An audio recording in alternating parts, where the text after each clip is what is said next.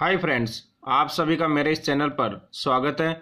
और आज हम स्टडी करेंगे सिंथेसिस ऑफ सेंटेंसेज कि सेंटेंसेज का सिंथेसिस किस प्रकार से किया जाता है। तो सबसे पहले तो हम ये जान लें कि सिंथेसिस क्या है।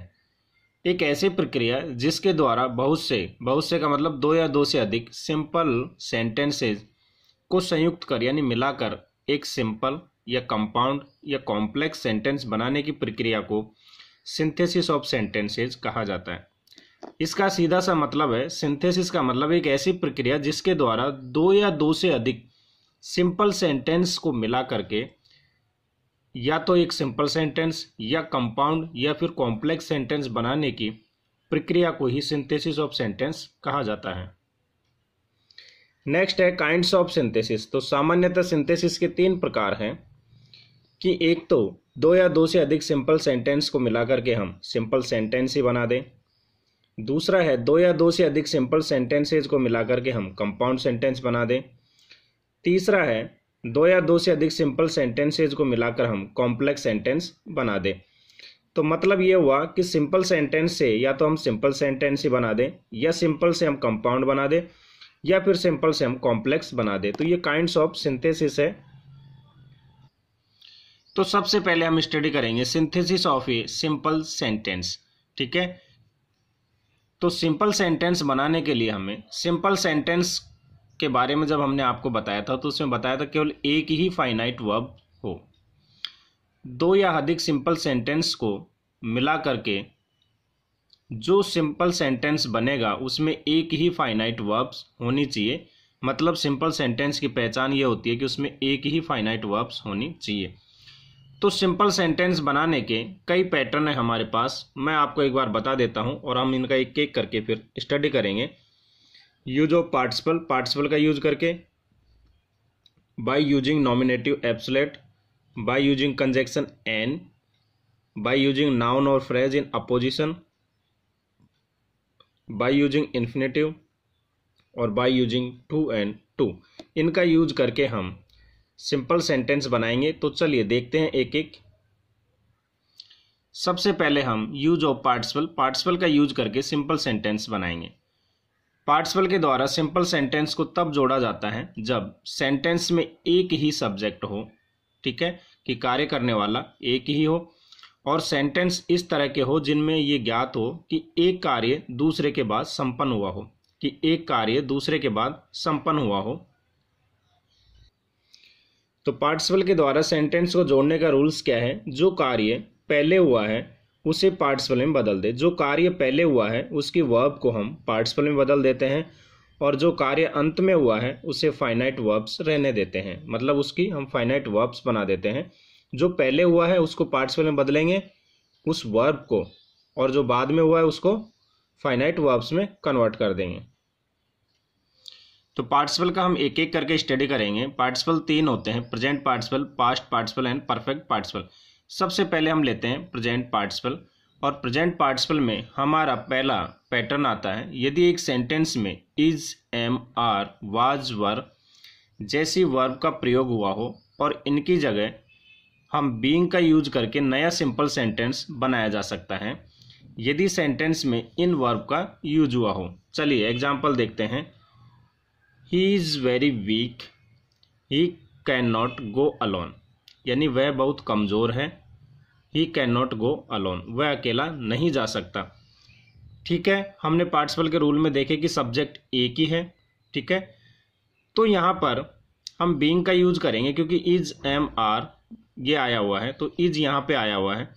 तो हम इन दोनों सेंटेंस को मिला करके एक सिंपल सेंटेंस बना सकते हैं कि being very weak he can not go alone, कि बहुत कमज़ोर होने के कारण वह अकेला नहीं जा सकता। तो बीइंग वेरी वीक ये एक पार्टिसिपल हो गया। इसके बाद में ही हमारा सब्जेक्ट है और कैन जो है ये जो है फाइनाइट वर्ब्स है, जो कि एक ही फाइनाइट वर्ब्स है इस सेंटेंस में। तो हमने कहा था कि सिंपल सेंटेंस वो होते हैं जिसमें केवल एक ही फाइनाइट वर्ब्स हो। सेकेंड एग्जाम्पल लें, ही इज़ इंटेलिजेंट, यानी वह बहुत बुद्धिमान है। He can solve this question, यानी वह इस सवाल को हल कर सकता है। तो यहाँ पर हम लिख सकते हैं बीइंग इंटेलिजेंट यानी बुद्धिमान होने के कारण he can solve this question, यानी वह इस सवाल को यही वह इस प्रश्न को सॉल्व कर सकता है। तो यहाँ सब्जेक्ट हुआ और कैन यहाँ हमारी फाइनाइट वर्ब्स हुई और ये बीइंग दिन जो है ये हमारा हुआ पार्टिसिपल। एक और एग्जांपल लें, Tia is poor, Tia can not buy costly clothes. Tia गरीब है तो टिया महंगे कपड़े नहीं खरीद सकती। तो हम लिख सकते हैं बीइंग पुअर, क्योंकि हमने यहाँ इज को जो है ये तो बीइंग बना दिया है। ठीक है, पहले हमने बताया था कि is am are was were हो तो उसकी जगह हम बीइंग का यूज करेंगे। तो being poor Tia can not buy costly clothes, कि गरीब होने के कारण टिया जो है महंगे कपड़े नहीं खरीद सकती। प्रेजेंट पार्टिसिपल में ही दूसरा रूल्स है, एक ही व्यक्ति दो कार्य करता है और दूसरा कार्य पहले के तुरंत बाद होता है, मतलब फास्टनेस होता है। जैसे ये कार्य हुआ उसके तुरंत बाद दूसरा कार्य होगा।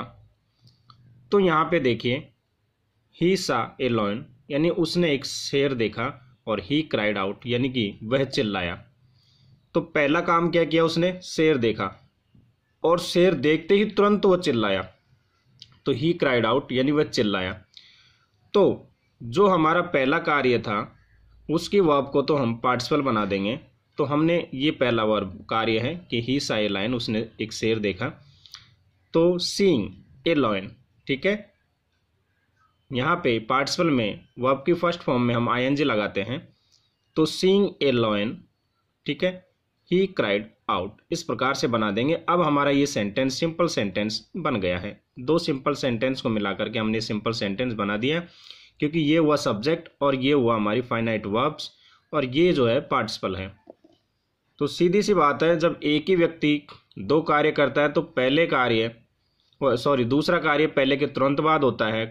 तो हमने बताया था कि पार्टिसिपल में पहले कार्य की जो वर्ब होगी उसको हम इसमें पार्टिसिपल में कन्वर्ट कर देंगे, और जो दूसरा कार्य होगा उसकी वर्ब होगी उसको हम फाइनाइट वर्ब्स में कन्वर्ट कर दें। तो पहला कार्य क्या हुआ, शेर को देखने का, तो सा को हमने सीइंग ए लॉयन ये हमने कन्वर्ट कर दिया पार्टिसिपल में। और एग्जांपल लें, ही हेard ए नॉइज, उसने एक आवाज़ सुनी या उसने एक शोर सुना। ही गॉट अप, यानी कि वह उठ गया या वह जग गया। तो यहाँ पे पहला कार्य क्या हुआ, आवाज़ सुनने का, यानी सुनने का कार्य हुआ। तो हियर्ड यानी फर्स्ट फॉर्म हियर है, तो hearing a noise he got up, कि hearing a noise he got up, कि एक शोर सुनकर वह जगा। He open the box, he took out a gun. पहला कार्य क्या है, ही ओपन द बॉक्स, यानी उसने बॉक्स खोला। ही टुक आउट ए गन, यानी उसने एक गन निकाली, उसने एक बंदूक निकाली। तो पहला कार्य क्या कर रहा है, बॉक्स खोलने का। पहला कार्य है बॉक्स खोलने का, तो ओपन, तो यहाँ हो जाएगा ओपनिंग द बॉक्स, ठीक है। फिर सेकंड कार्य ही टुक आउट ए गन, यानी बक्सा खोलकर उसने एक बंदूक निकाली, ये इसका अर्थ हो जाएगा। तो ही यहाँ सब्जेक्ट और टुक यहाँ पे जो है हमारी वर्ब हो जाएगी फाइनाइट, और ओपनिंग द बॉक्स यहाँ पे एक ये पार्टिसिपल का कार्य कर रहा है। नेक्स्ट है परफेक्ट पार्टिसिपल। और परफेक्ट पार्टिसिपल में क्या होता है, एक ही व्यक्ति दो कार्य करता है और दूसरा कार्य पहले कार्य के समाप्त होने पर आरंभ होता है, अर्थात एक्शन में फास्टनेस व्यक्त न हो, मतलब कोई जल्दबाजी नहीं हो। तो सब्जेक्ट को हटाकर हम हैविंग प्लस वर्ब की थर्ड फॉर्म का यूज करते हैं। अभी हमने प्रेजेंट पार्टिसिपल में आपको बताया था कि जैसे एक कार्य खत्म होता है उसके तुरंत बाद दूसरा कार्य शुरू होता है, लेकिन यहाँ व्यक्ति एक ही है, कार्य भी दो ही है, और दूसरा कार्य पहले के बाद ही समाप्त होगा, लेकिन कार्य आराम से होगा, तुरंत नहीं होगा, फास्टनेस नहीं होगी, तीव्रता नहीं होगी। तो फिर हम वहाँ पर सब्जेक्ट को हटा करके हैविंग प्लस वर्ब की थर्ड फॉर्म का यूज करेंगे। चलिए देखते हैं कैसे। ही रोट ए लेटर, यानी कि उसने एक पत्र लिखा। ही पोस्टेड इट, और उसे डाक में डाल दिया या पोस्ट कर दिया। तो पहला कार्य क्या था, पत्र लिखने का, फिर उसको पोस्ट किया। तो दोनों कार्य में अंतर तो होगा, पहले लिखा होगा फिर होकर, मतलब इतनी जल्दबाजी नहीं है, यहाँ पे कार्य आराम से किया जा रहा है। तो फिर हम यहाँ पर हमने पहले बताया कि सब्जेक्ट को हटाकर हम हैविंग प्लस वर्ब की थर्ड फॉर्म का यूज करेंगे फर्स्ट सेंटेंस में। तो यहाँ पर हम सब्जेक्ट को हटा देंगे और यहाँ लिखेंगे हैविंग, और वर्ब लिखना राइट, तो राइट की थर्ड फॉर्म रिटन, तो having written a letter he posted it, यानी एक पत्र लिखकर उसने डाक से भेज दिया। तो यहाँ पर हमारा जो प्रक्रिया होगी वो हम सब्जेक्ट को हटाकर हैविंग प्लस वर्ब की थर्ड फॉर्म का यूज करेंगे फर्स्ट सेंटेंस जो पहले कार्य होता है उसमें। तो हमने यहाँ पे लिखा हैविंग और फिर written third form a letter.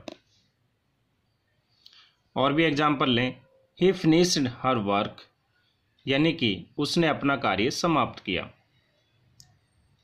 He went to school, यानी वह विद्यालय गई। तो पहला कार्य क्या है कि उसने अपना कार्य फिनिश किया, अपना कार्य समाप्त किया, और दूसरा कार्य ही वेंट टू स्कूल, वह स्कूल गई। तो पहला कार्य समाप्त किया होगा, उसके बाद स्कूल गई है, तो कोई कार्य में फास्टनेस नहीं है, तीव्रता नहीं है। तो फिर हम इसे लिखेंगे यहाँ पे हैविंग फिनिश्ड, यानी हैविंग और पहला जो कार्य है इसकी वर्ब की third form finished her work she went to school, यानी अपना कार्य समाप्त करने, हैविंग फिनिश्ड हर वर्क यानी अपना कार्य समाप्त करके he went to school, she went to school, वह स्कूल गई। नेक्स्ट देखो, she was awarded by her teacher, she दूसरा सेंटेंस है सी फेल्ट हैप्पी। पहला है she was awarded by her teacher, यानी वह अपने अध्यापक के द्वारा पुरस्कृत की गई। मतलब ये हुआ she was awarded by her teacher, कि वह अपने अध्यापक के द्वारा पुरस्कृत की गई। और फिर दूसरा सेंटेंस क्या है, सी फेल्ट हैप्पी, मतलब उसने जो है खुशी अनुभव की। ठीक है, तो यहाँ पे आप एक चीज़ देखिए, पहला जो सेंटेंस है ये पेसिव में है कि she was awarded by her teacher, कि वह अपने अध्यापक के द्वारा पुरस्कृत की गई। तो जब अगर इस प्रकार के सेंटेंस एक कार्य के बाद दूसरा हो और उसमें जब पेसिव में हो हमारा कार्य, तो फिर हम हैविंग की जगह हैविंग बीन प्लस वर्ब की थर्ड फॉर्म का यूज करेंगे। तो यहाँ पे लिखेंगे having been awarded by her teacher she felt happy. ठीक है, तो हैविंग के बाद हम बीन का यूज करेंगे, फिर वर्ब की थर्ड फॉर्म। ये हमें ध्यान रखना है जब पेसिव वॉइस में दिया हुआ हो। तो इसका मतलब हुआ कि अपने टीचर के द्वारा पुरस्कृत करने पर सी फेल्ट हैप्पी, कि उसने खुशी अनुभव की, मतलब खुशी महसूस की। पार्टिसिपल में नेक्स्ट है पास्ट पार्टिसिपल। और पास्ट पार्टिसिपल का एडजेक्टिव की तरह प्रयोग करके सिंपल सेंटेंस बनाया जा सकता है। पास्ट पार्टिसिपल का एडजेक्टिव की तरह यूज करके देखिए किस प्रकार से। आई फाउंड माई शर्ट, यानी मैंने अपनी शर्ट खोजी। ठीक है, इट वॉज लॉस्ट, यानी वह खो गई थी या वह खो गई थी। तो यहाँ पे इन दोनों सेंटेंसों को हम जोड़ करके इस प्रकार बना सकते हैं, I found my lost shirt, यानी मैंने अपनी खोई हुई शर्ट ढूंढी या मैंने अपनी खोई हुई शर्ट खोजी। तो यहाँ पे लॉस्ट जो है यहाँ ये एडजेक्टिव का कार्य कर रहा है। ठीक है, इट वॉज लॉस्ट, तो यहाँ लॉस्ट जो है एडजेक्टिव के रूप में कार्य कर रहा है कि कौन सी शर्ट, खोई हुई शर्ट। तो इस प्रकार I found my lost shirt.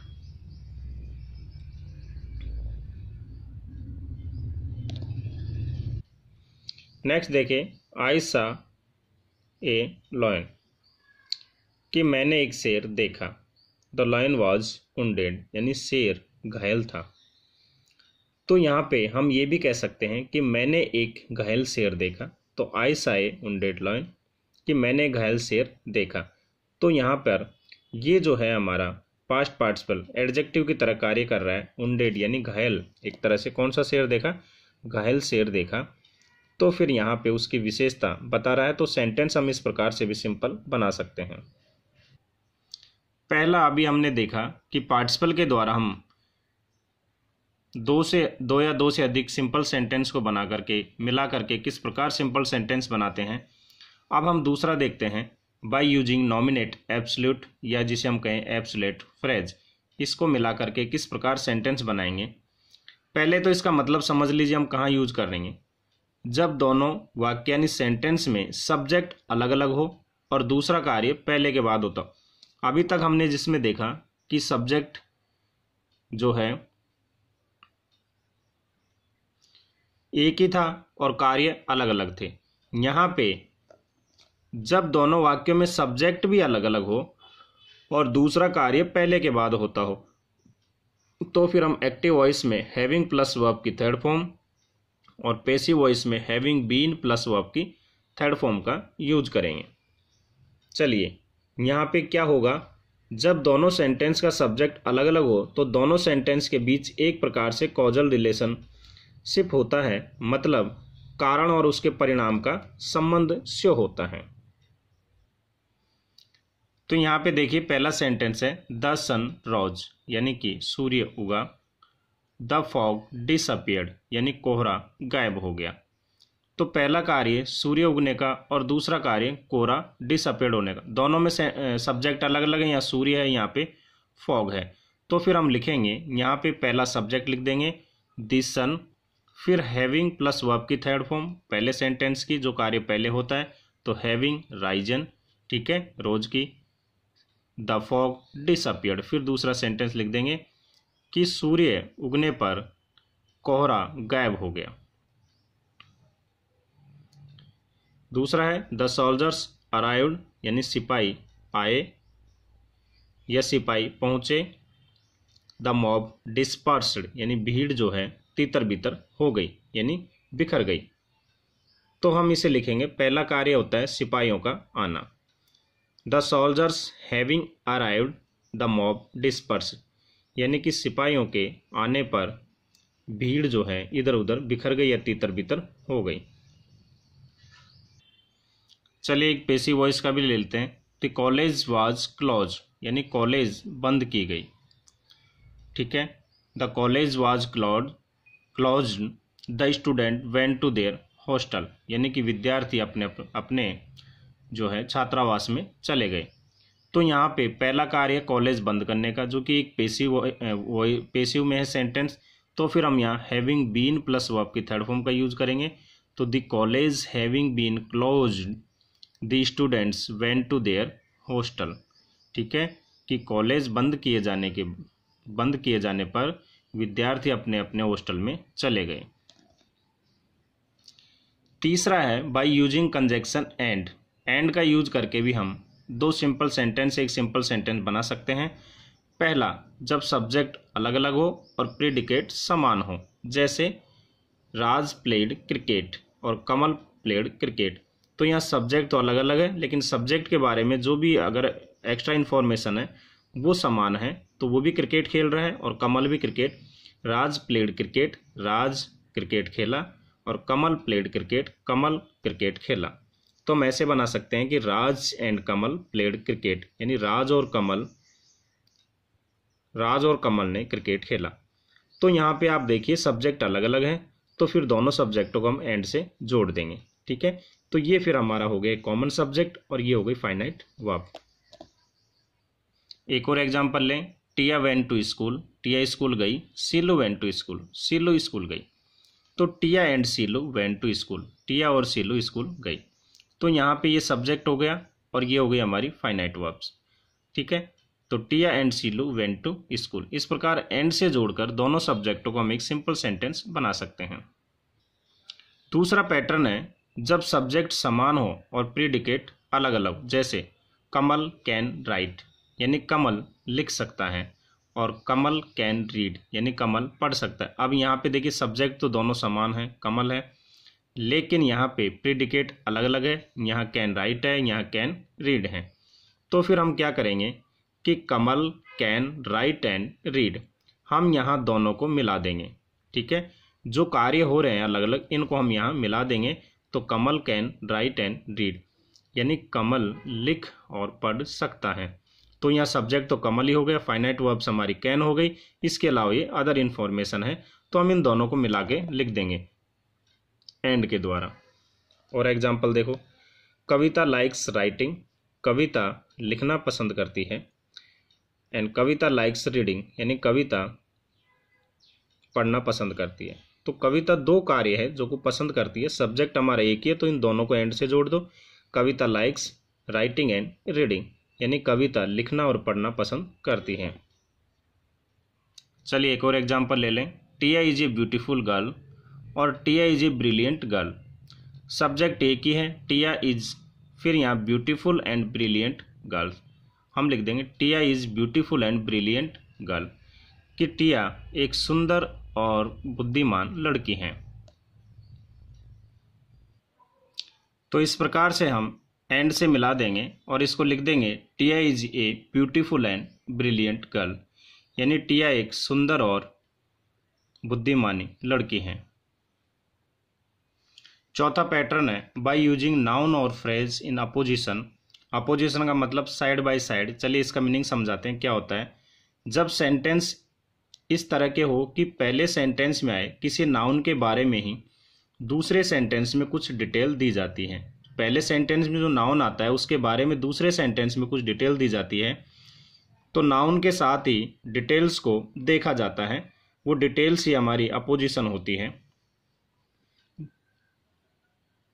एक सेंटेंस के सब्जेक्ट और वर्ब जैसे इज, एम, आर, वाज, वर को हटाकर नाउन और डिटेल को इकट्ठा कर दिया जाता है। एक सेंटेंस के सब्जेक्ट और वर्ब्स जैसे इज, एम, आर, वाज, वर को हम हटा देंगे और नाउन और डिटेल को एक साथ हम इकट्ठा लिख देंगे। चलिए देखते हैं कैसे।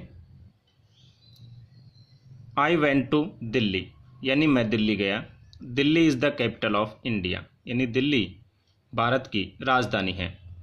तो यहाँ पे आई वेंट टू दिल्ली यानी दिल्ली नाउन है और इस नाउन के बारे में ही दूसरे सेंटेंस में डिटेल में बताया जा रहा है कि आई वेंट टू दिल्ली, मैं दिल्ली गया और Delhi is the capital of India. तो फिर हम लिखेंगे आई वेंट टू दिल्ली। फिर यहाँ पे दूसरे सेंटेंस में हमने कहा कि हम जो है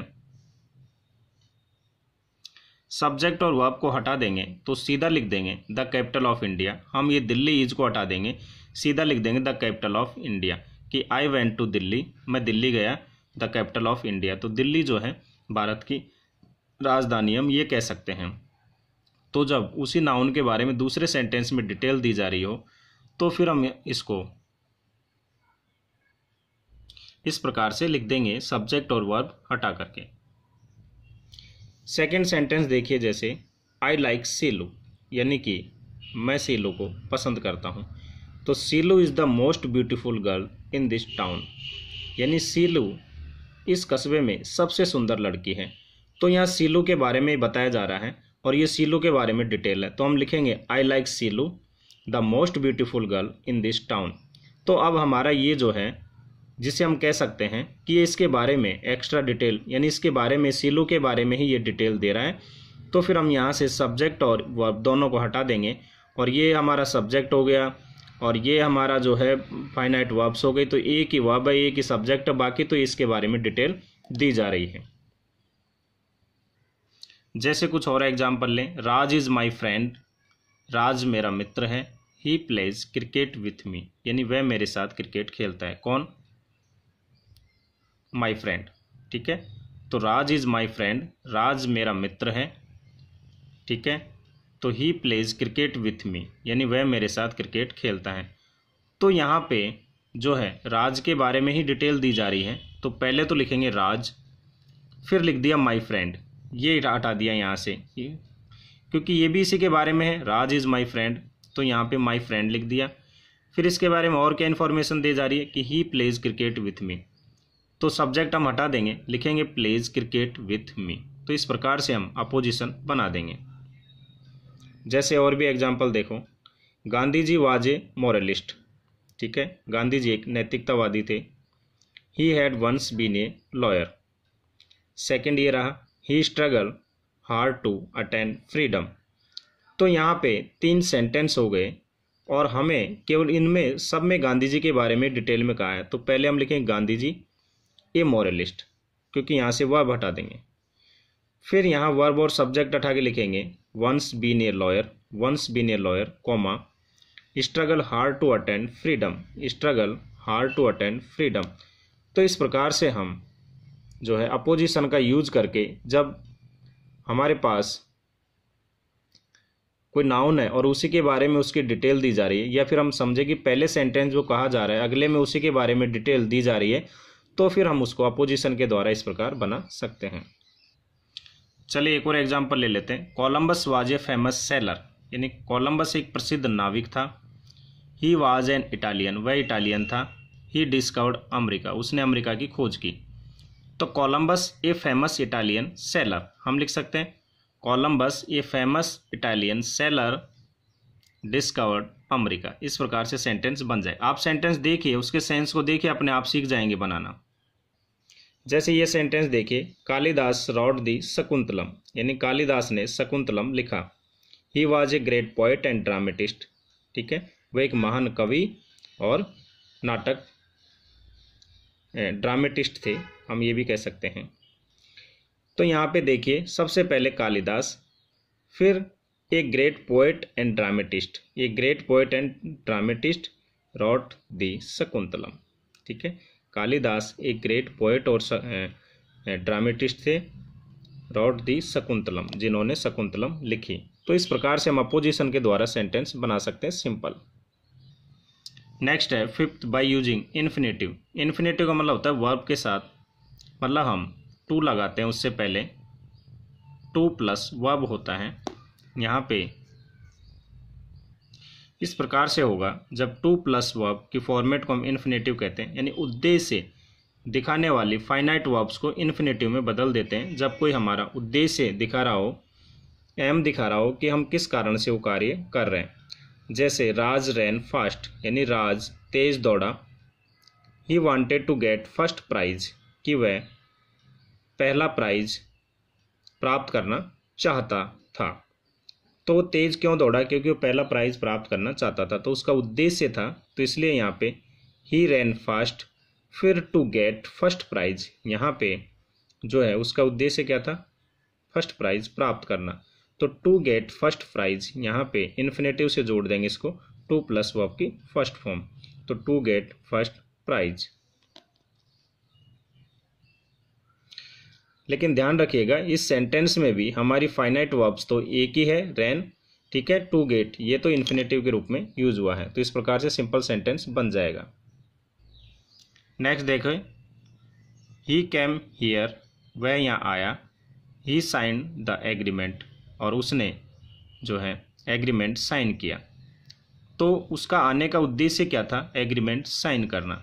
तो he came here to sign the agreement, क्योंकि टू इन्फिनेटिव में वर्ब की फर्स्ट फॉर्म का यूज किया जाता है, तो टू साइन द एग्रीमेंट, ठीक है।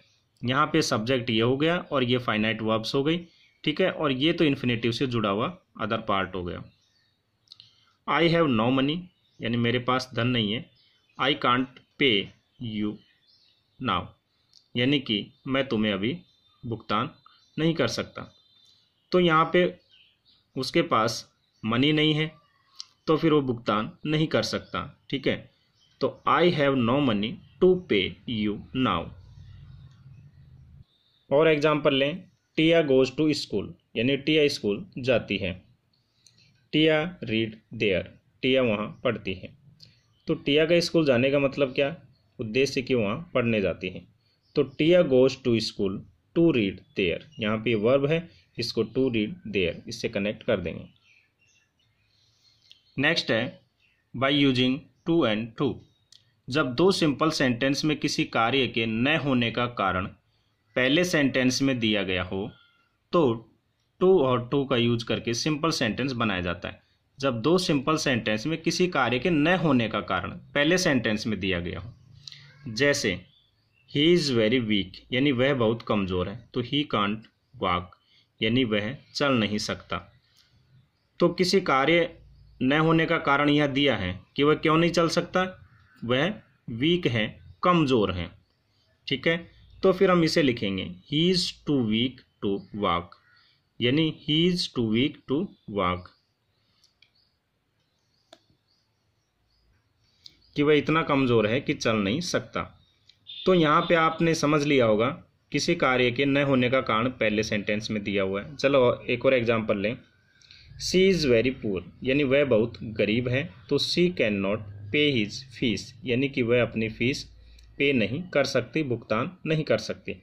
तो पहले यहाँ दिया हुआ है पहले सेंटेंस में कार्य न होने का कारण क्योंकि वह गरीब है, तो वो पे नहीं कर सकती, तो हम लिख देंगे सी इज़ टू पुअर टू पे हिज फीस, कि वह इतनी गरीब है कि वह अपनी फीस पे नहीं कर सकती। एक और एग्जांपल लें, the tea is very hot, यानी चाय बहुत गर्म है, तो आई कांट ड्रिंक इट, यानी मैं इसे नहीं पी सकता। तो कारण क्या है कि चाय बहुत गर्म है तो इसे नहीं पी सकता। The tea is too hot to drink. तो उम्मीद है दोस्तों मैंने आज आपको इसमें ये बताया कि सिंथेसिस ऑफ सिंपल सेंटेंस का सिंथेसिस किस प्रकार से किया जाता है। लेकिन ध्यान रखिए, दो या दो से अधिक सिंपल सेंटेंस को मिला करके हमने सिंपल सेंटेंस बनाए हैं, लेकिन हमें ध्यान रखना है कि इसमें केवल एक ही फाइनाइट वर्ब्स होती है। और फाइनाइट वर्ब्स क्या होती है इसके ऊपर मैंने अलग से वीडियो बनाया हुआ, आप देख सकते हैं। और मैं एक चीज़ और आपसे कहूँगा कि आप सिंथेसिस ऑफ सेंटेंस के बारे में जान रहे हैं, लेकिन इससे पहले आपको मैंने एक तो सेंटेंस के ऊपर वीडियो अपलोड किया हुआ है जिसमें मैंने क्लॉज के बारे में बताया है और सेंटेंस के बारे में बताया है। तो simple sentence, compound, complex, mix sentence, और दूसरा क्लॉज के बारे में principal clause, subordinate clause, coordinate clause, इनके बारे में आप एक बार वीडियो देख लीजिए ताकि आपको यहाँ पे ज़्यादा दिक्कत नहीं आएगी। चलिए, तो उम्मीद है दोस्तों आपको ये वीडियो पसंद आया होगा, तो मुझे लाइक करें, सब्सक्राइब करें और मेरे साथ एंजॉय करते रहिए। Thank you.